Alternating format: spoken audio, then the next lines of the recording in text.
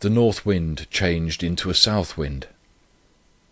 It was towards the end of November 1857, when I was most unexpectedly informed that the boiler of our heating apparatus at No. 1 leaked very considerably, so that it was impossible to go through the winter with such a leak. Our heating apparatus consists of a large cylinder boiler, inside of which the fire is kept, and with which boiler the water pipes that warm the rooms are connected. Hot air is also connected with this apparatus. The boiler had been considered suited for the work of the winter. To suspect that it was worn out, and not to do anything towards replacing it by a new one, and to have said, "I will trust in God regarding it," would be careless presumption, but not faith in God. It would be the counterfeit of faith. The boiler is entirely surrounded by brickwork. Its state, therefore, could not be known without taking down the brickwork.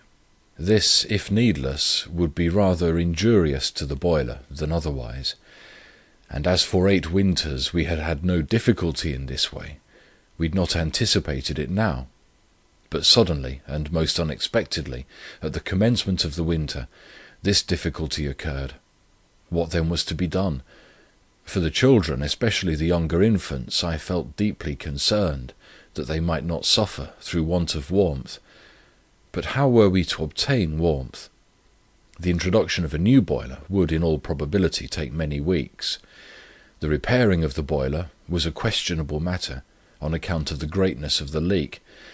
But if not, nothing could be said of it till the brick chamber in which it is enclosed was, at least in part, removed.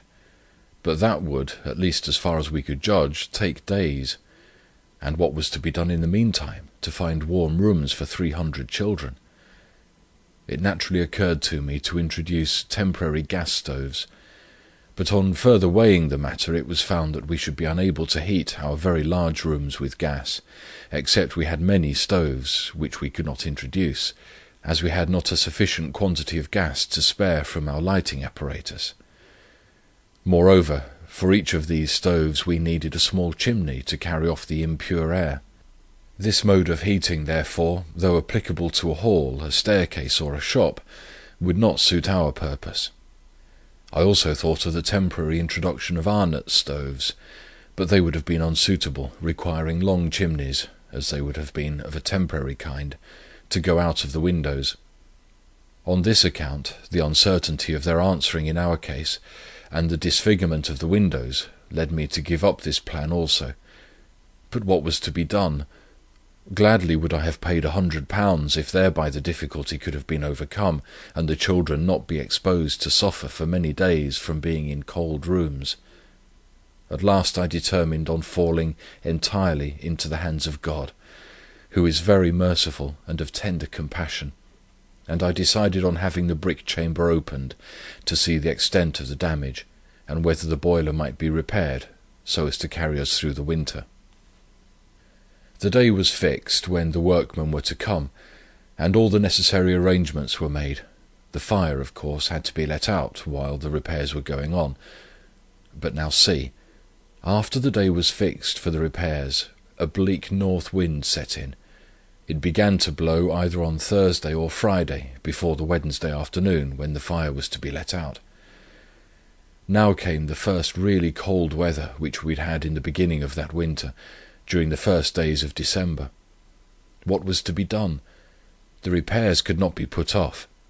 I now asked the Lord for 2 things, viz., that He would be pleased to change the north wind into a south wind, and that He would give to the workmen a mind to work. For I remembered how much Nehemiah accomplished in 52 days while building the walls of Jerusalem, because the people had a mind to work. Well, the memorable day came. The evening before, the bleak north wind blew still, but on the Wednesday the south wind blew, exactly as I had prayed. The weather was so mild that no fire was needed. The brickwork is removed. The leak is found out very soon. The boiler makers begin to repair in good earnest. About 8:30 in the evening, when I was going home, I was informed at the lodge that the acting principal of the firm whence the boiler makers came had arrived to see how the work was going on, and whether he could in any way speed the matter. I went immediately therefore into the cellar to see him with the men, to seek to expedite the business.